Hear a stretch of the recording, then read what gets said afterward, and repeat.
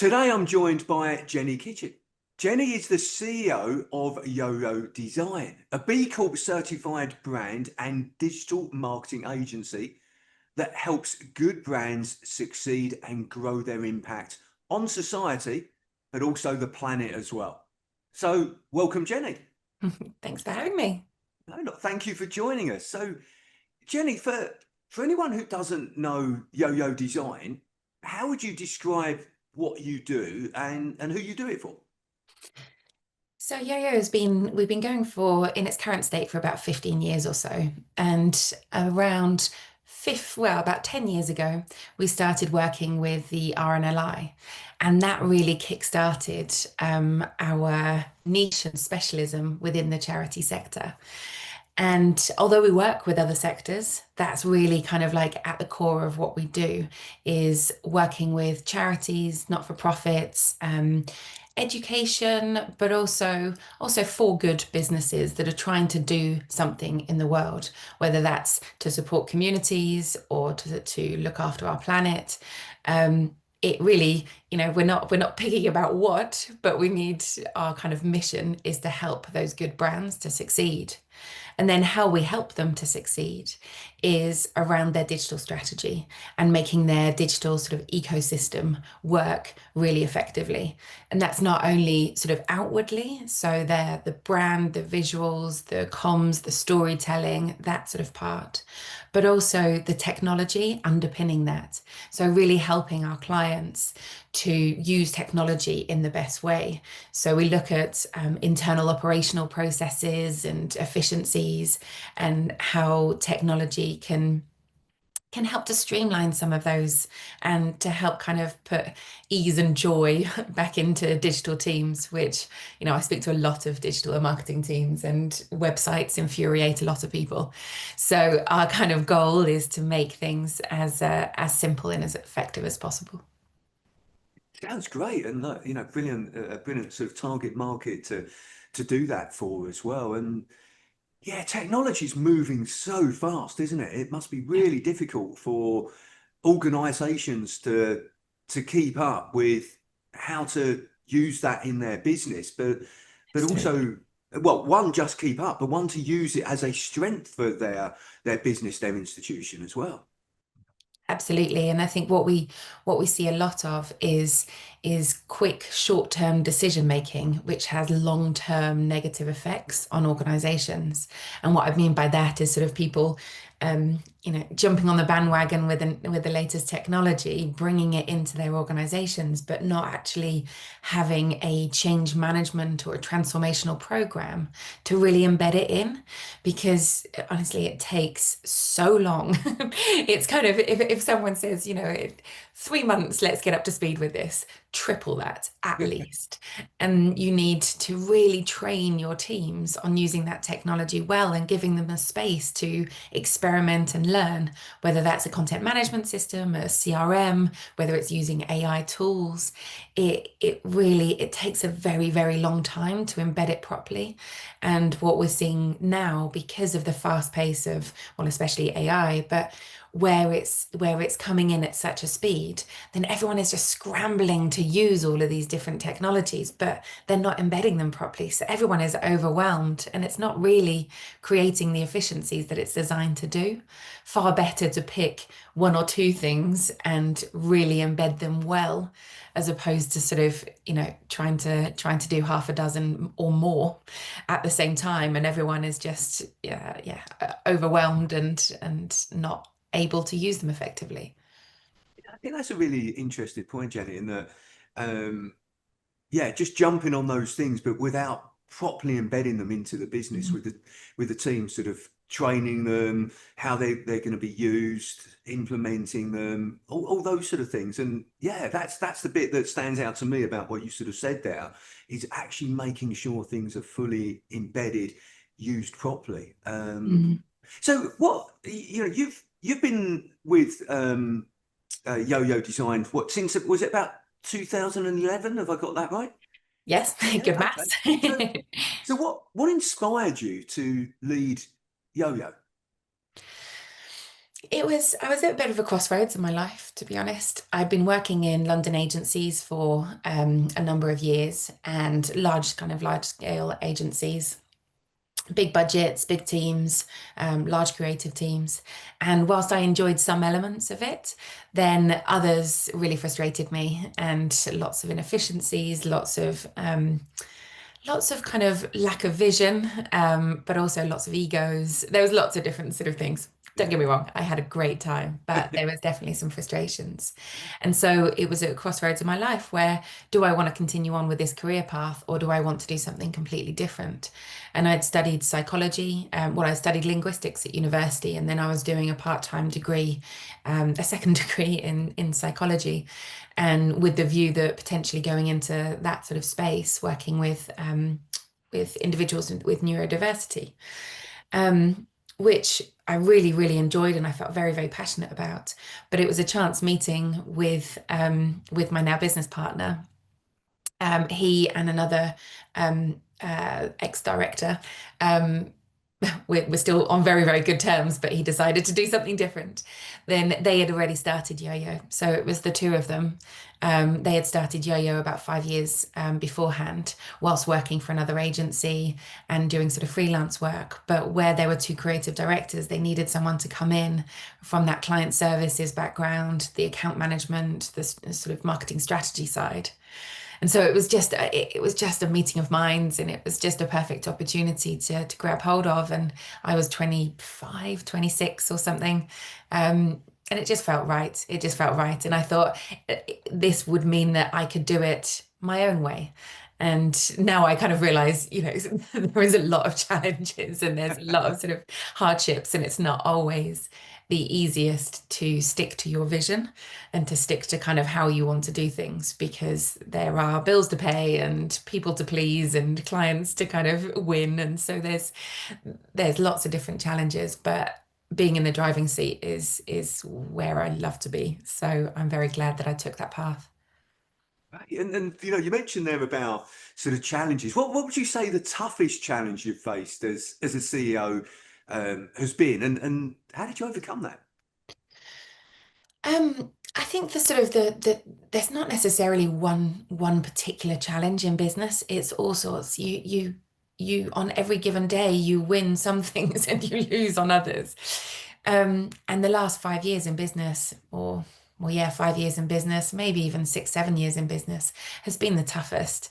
It really has, because you've just got sort of Brexit, COVID, pandemic, cost of living, wild political kind of landscape, and just constant change and disruption. And it's it's really difficult to have a long-term kind of strategy and a long-term vision. And I think when I first started, it was always, right, what do we want in 5 years' time? And then it reduced to about 3 years' time. And now it's like 1 year at a time in terms of visibility. So I think that's one of the biggest challenges of running a business in modern day, is because of that constant change.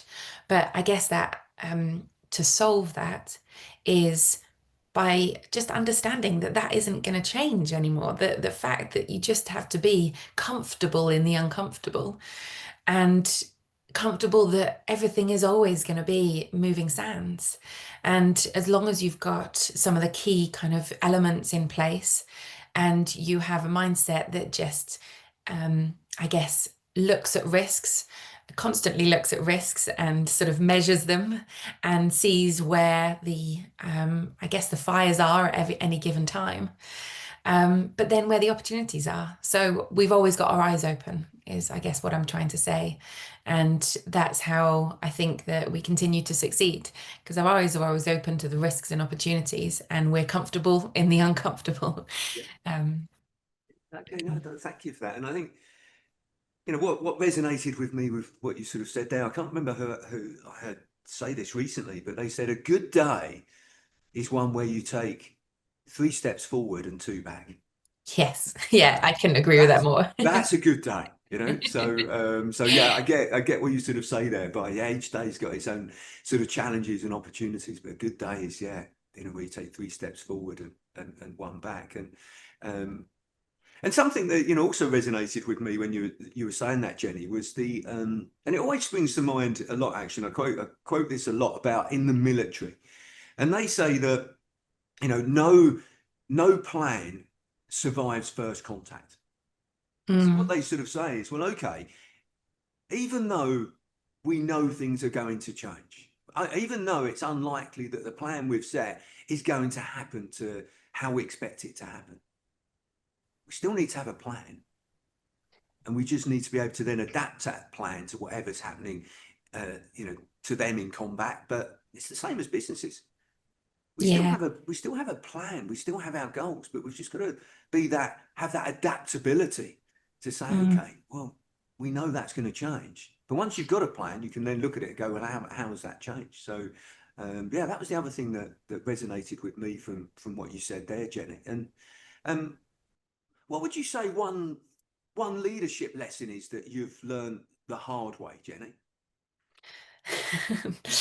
um, I think one of the things that we and this is probably a failing on my behalf in terms of a personality trait of mine, is that I get bored quite easily. Okay. And I like newness, and I like sort of I like to learn new things, and I'm a very curious person, which is a strength as well as a weakness, which is kind of same as a lot of people, where it's two sides of the same coin.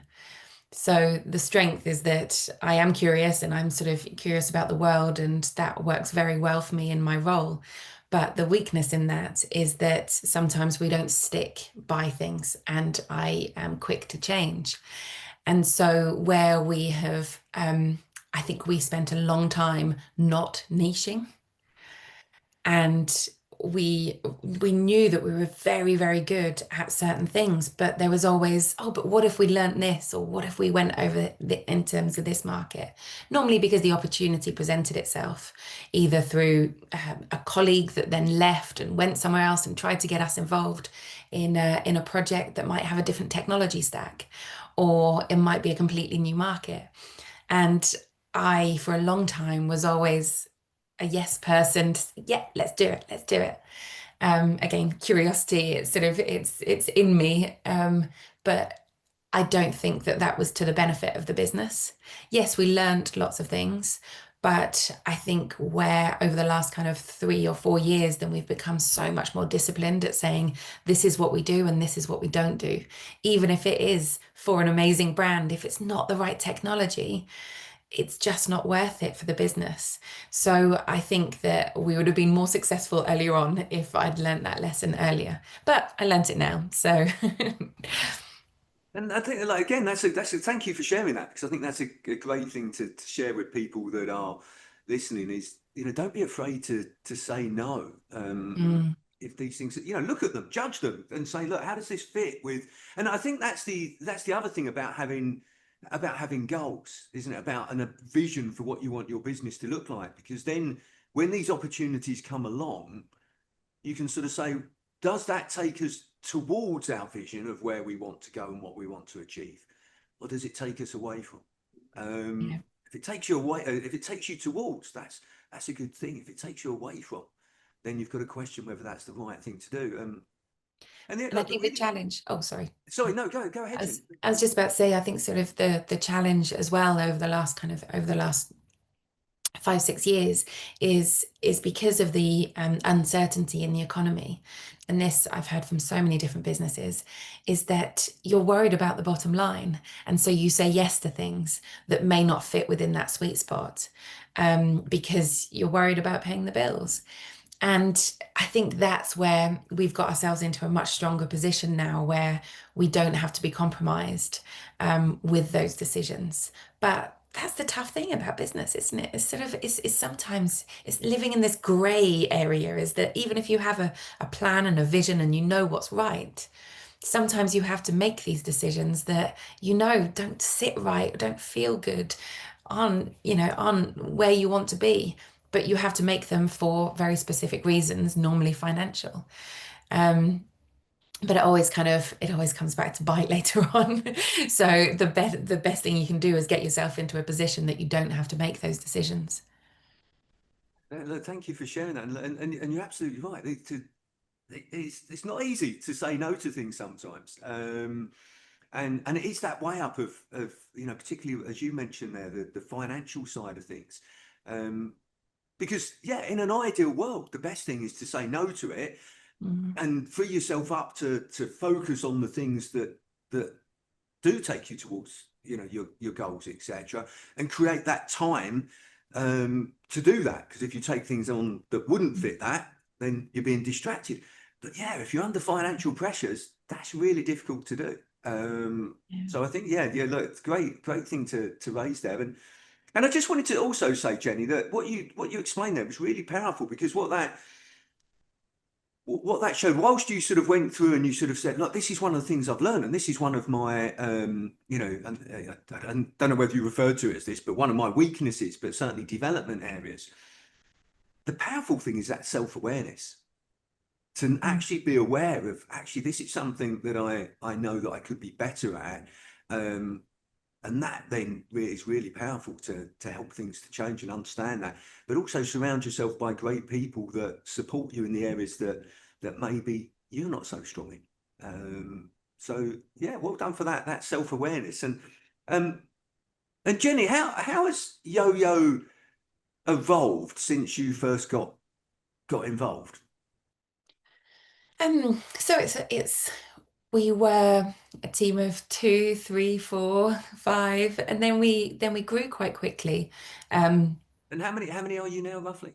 about 20, sort of the part-time and maternity leave and sort of various things, but yeah, around 20 staff. But we've been that way for quite a while now.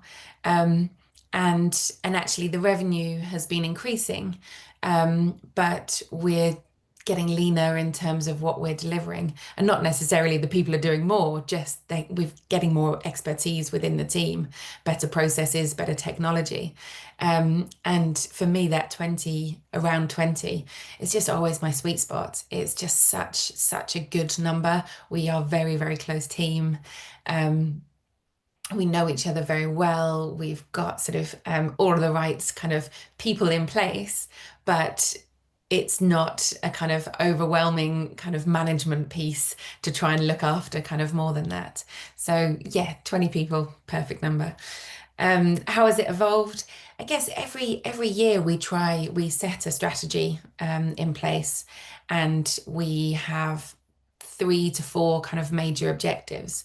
So each year we're sort of developing tighter and tighter on what it is that we're delivering, how we're driving value for our clients, how we're sort of making bringing improvements to the team and their sort of and the culture and things like that. So every year, then this year, for instance, we've really focused on our technology stack. So we've brought in new HR system, we've brought in new project management system. So that's been our 2025 play. 2026 is being created now. But every year it's really important to, well, to your point, go 3 steps forward and 1 or 2 back. Yeah. Because then at least every year you are incrementally making the company better. I like that. So every year you make a conscious decision to focus on, right, okay, what do we want to achieve in the following 12 months? Yeah, What's this business going to look like in 12 months time, and how are we going to get there? yeah, Yeah, exactly that. that's perfect. That's really good. And if you could wave a magic wand right now, what problem would you solve in your business? The problem that I'd solve would be getting in front of the right people. Right. And so it's the marketing challenge of lead generation. Whereas we know that um, when we're involved in a sort of pitch, or when we get people kind of people and companies within our sort of yo-yo kind of community, then we know that we are incredible, sort of very, very good partners. We put a lot of effort into it. We've got a great team. We deliver great work. And so we have an incredibly low client churn rate. And our clients, thankfully, are all very, very happy with the work that we do. So that part of the business is very yeah, it is very good. Um, the marketing and sales challenge, we have got an incredible sort of sales and marketing team, but the issue there is that there are so many digital agencies, so many, and the barriers to entry are quite low. You know, someone can just turn around tomorrow and say, "Yeah, I can design and build a website." Um, and especially kind of if, you know, um, if there's not a huge amount else to go on and someone is kind of putting out creative a design or something like that during the pitch process, it's very difficult to compete and know who is actually genuinely going to be the better agency. And we've got a lot of I guess kind of levers to pull and a lot of markers, whether that's the fact that we understand sort of the charity sector by running our own charity, or that we're a B Corp, or we have all of these sort of accreditations and awards, and, you know, so there's all these different things. But it is so difficult for heads of digital marketing directors to make that decision when the market is quite saturated. Um, and there are lots of different people saying very similar things. So that's the part that's always really, really challenging, is just getting in front of the right people. So yeah, if I had a magic wand, I would get all of those kind of heads of digital of all the kind of major charities in a room and spend 2 hours with them and talk about everything to do with Yoyo and hopefully win more business. Yeah, I think that will resonate with a lot of people watching this in terms of, yeah, they know if they can get in front of people that they've got a good product, good service, and they can deliver on that. And when they get customers, they can retain them because Mm. they're great at what they do. But yeah, that challenge of actually getting in front of people and helping them to make that decision that you're the right agency for them amongst that sea of competition.